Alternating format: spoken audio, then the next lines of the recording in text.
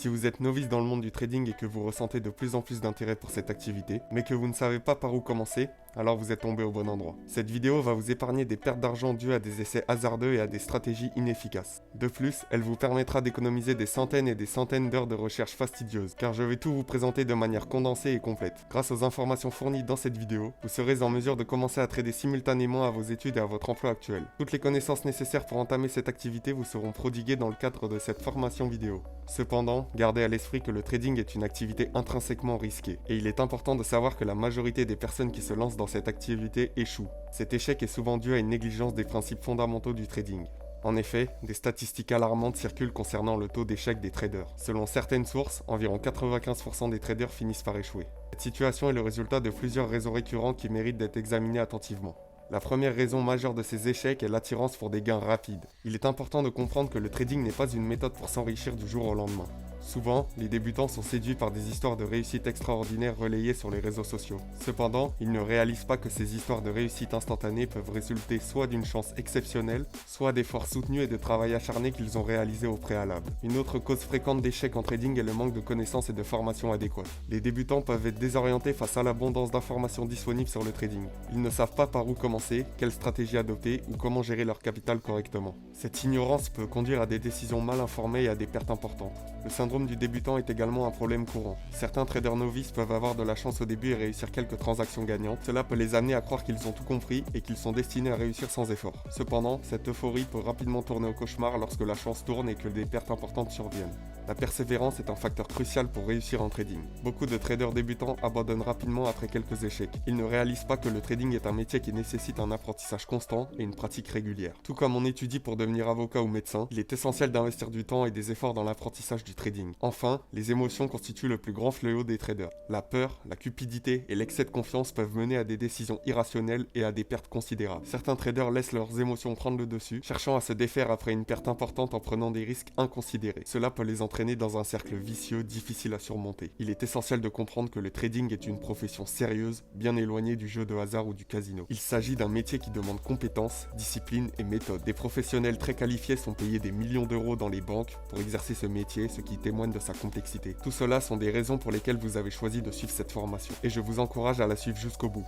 Faites des pauses si nécessaire et n'hésitez pas à revenir en arrière pour tout comprendre en détail. Mais surtout, prenez des notes, ça vous servira, croyez-moi. Comment fonctionne le trading? Le trading est une activité qui consiste essentiellement en la spéculation sur la fluctuation des prix et des actifs à court, moyen ou long terme. C'est un pari qui peut être fait aussi bien à la hausse qu'à la baisse. En d'autres termes, un trader peut gagner de l'argent que le prix d'un actif augmente ou diminue. Par exemple, on peut spéculer sur la hausse ou la baisse du Bitcoin, de l'euro-dollar ou d'autres actifs financiers. Le principe du trading est similaire à celui du commerce classique.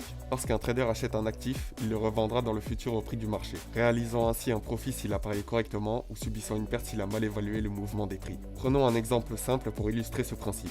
Imaginons que vous achetiez un Bitcoin au prix de 30 000 $. Si le cours du Bitcoin augmente dans le temps, par exemple jusqu'à 40 000 ou 50 000 $, vous pouvez le revendre avec une plus-value. En revanche, si vous vendez votre Bitcoin à un moment où son prix a chuté, par exemple à 20 000 $, vous subirez une perte. Il existe deux termes couramment utilisés pour décrire la position d'un investisseur sur un actif, être long ou être short. Être long signifie que l'investisseur a acheté l'actif en pariant sur sa hausse. A l'inverse, être short signifie que l'investisseur a vendu l'actif en anticipant sa baisse. Supposons qu'un investisseur décide d'être long sur l'euro-dollar car il pense que son prix va augmenter. S'il a pris la bonne décision, il réalisera des gains. Cependant, tant qu'il ne vend pas sa position, il ne pourra pas profiter de ses gains. A l'inverse, s'il avait été short, il aurait parié sur la baisse du prix de l'euro-dollar et aurait pris des gains lorsqu'il aurait vendu sa position. Même s'il avait initialement subi des pertes, il est important de comprendre qu'un trade n'est considéré comme gagnant ou perdant qu'à partir du moment où il est vendu. Si un trader reste en position sans vendre, il ne réalise ni gain ni perte, même si la valeur de l'actif fluctue. Vous devez donc être attentif au mouvement du marché et savoir quand vendre pour réaliser des gains ou minimiser les pertes. Il est également essentiel de fixer des stops pour limiter les pertes potentielles si le marché va à l'encontre des prévisions. La compréhension des principes de base du trading est cruciale pour réussir dans cette activité. Il existe de nombreux actifs financiers sur lesquels on peut trader, tels que les actions, les devises, les matières premières, etc. Chaque actif a ses propres particularités et facteurs d'influence, ce qui nécessite une analyse approfondie avant de prendre des décisions de trading.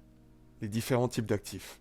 Les différents actifs sur les marchés financiers offrent aux traders de nombreuses opportunités de trading. Chaque type d'actif a ses caractéristiques et ses particularités, ce qui nécessite une compréhension approfondie pour trader avec succès. Voici un aperçu des différents types d'actifs disponibles sur les marchés. 1. Les actions.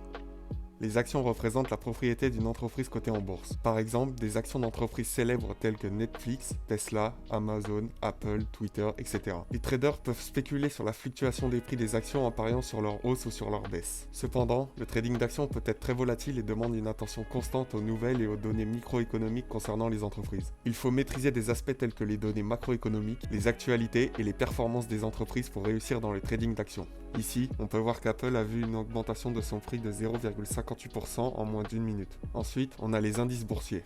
Les indices boursiers représentent la performance moyenne d'un groupe d'actions. Les indices sont utilisés pour mesurer la tendance générale des marchés ou d'un secteur spécifique. Par exemple, le CAC 40 en France est composé des 40 principales entreprises françaises, tandis que le S&P 500 aux États-Unis représente les 500 plus grandes entreprises. Le trading d'indices offre une exposition à un large éventail d'actions, ce qui peut réduire la volatilité par rapport au trading d'actions individuelles. Troisièmement, il y a le Forex, marché d'échange.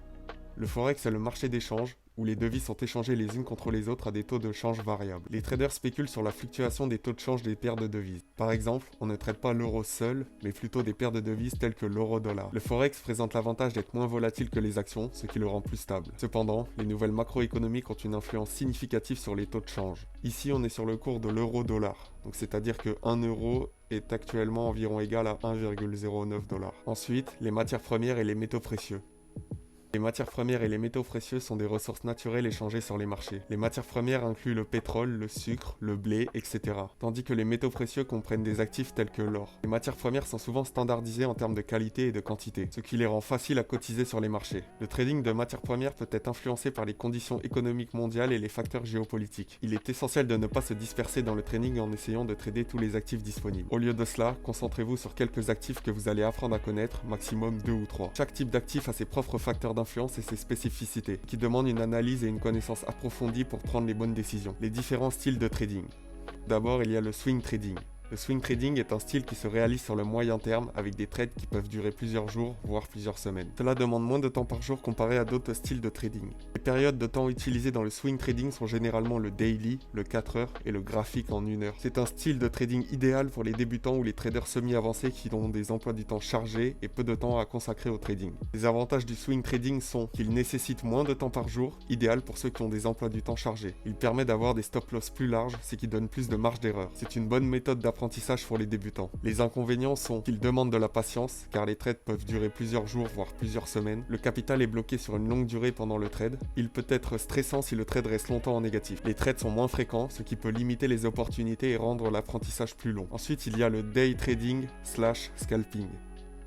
Le day trading et les scalping sont les styles de trading qui se réalisent sur le court terme, avec des trades qui durent quelques minutes, maximum 2-3 heures. Ces styles de trading nécessitent un niveau avancé de compétences et demandent beaucoup de temps et d'attention. Les time frames utilisés dans le day trading et le scalping sont généralement le 1 heure, le 15 minutes et le 5 minutes, même si parfois on peut descendre jusqu'à 3, 1 minute ou même en secondes. Les avantages du day trading et du scalping. Le potentiel de gain est plus élevé grâce aux fluctuations plus petites. L'apprentissage est plus rapide grâce au volume élevé de trades. L'analyse fondamentale joue un rôle moins important. Les inconvénients sont qu'ils demandent une grosse stabilité émotionnelle, ça demande de la précision, et c'est déconseillé aux débutants à cause des risques plus élevés et des émotions beaucoup plus mises à l'épreuve. Enfin, il y a le trading sur le court terme. Le trading sur le court terme est un style de trading qui se réalise sur des périodes de temps plus courtes, comme des minutes ou plusieurs heures. C'est un mélange entre le swing trading et le scalping, ce qui en fait un bon intermédiaire pour apprendre rapidement et limiter les risques. Les time frames utilisés dans le trading sur le court terme sont généralement le 4 heures, le 1 heure et le 15 minutes. Ce style de trading peut être idéal si vous avez 1 ou 2 heures à consacrer par jour. En conclusion, il existe différents styles de trading adaptés à différents types de traders en fonction de leur niveau de compétence, de leur emploi du temps et de leur appétit pour le risque. Le choix du style de trading dépendra des préférences et des objectifs individuels de chacun. Il est essentiel de comprendre les caractéristiques de chaque style de trading et de s'entraîner sur un compte démo avant de se lancer dans le trading réel. Si malgré cela vous ne savez pas quel style tester en premier, je vous conseillerais d'abord le swing trading et quand vous aurez acquis de l'expérience et serez plus à l'aise, passez sur du trading à court terme, puis du scalping. Les différentes sessions. Les marchés sont ouverts 24 heures sur 24, mais toutes les périodes ne se valent pas en termes de volatilité.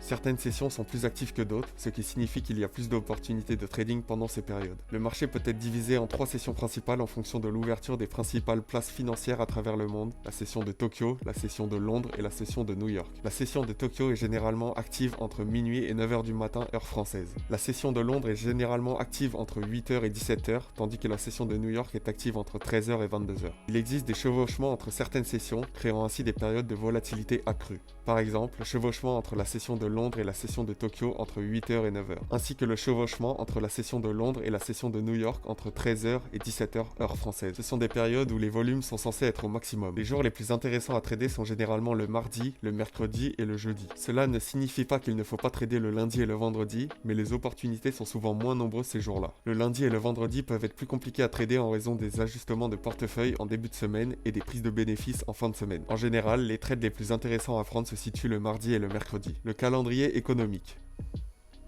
Le calendrier économique est un outil essentiel car il fournit les annonces économiques de chaque pays. Ces annonces peuvent avoir un impact significatif sur le marché et créer de la volatilité. Les traders se concentrent généralement sur les données macroéconomiques et les écarts entre les prévisions et les annonces peuvent influencer les mouvements sur les cours. Lorsque les annonces sont positives, donc affichées en vert, les cours peuvent augmenter, tandis que des annonces négatives affichées en rouge peuvent entraîner une baisse des cours. Il est important de noter que toutes les annonces économiques ne sont pas également importantes. Je vous conseille généralement de filtrer les annonces et les concentrer uniquement sur celles qui sont classées avec 2 ou 3 étoiles, les 3 étoiles étant les plus importantes. En surveillant attentivement le calendrier économique et en prenant en compte les annonces, vous pouvez anticiper les événements qui auront un impact sur le marché. Si vous pensez que le marché va prochainement être haussier et qu'en plus de cela, les annonces économiques annoncent une hausse, il y a de bonnes chances pour que le marché subisse une hausse. Par contre, ces événements ne valident ou n'invalident jamais vos trades. Ce sont juste des facteurs à prendre en compte. Si vous êtes convaincu que le marché va être baissier mais que les événements indiquent une hausse, cela n'invalide pas obligatoirement votre trade. C'était tout pour cette vidéo, j'espère qu'elle vous a été utile pour découvrir les bases du trading. Dans les prochaines vidéos, je vais approfondir certains aspects spécifiques du trading, notamment en vous présentant des stratégies avancées. N'hésitez pas à vous abonner à la chaîne pour ne rien manquer des prochaines vidéos. Vous pouvez aussi me suivre sur Instagram et TikTok où je vais poster du contenu exclusif. C'était tout pour moi, à la prochaine.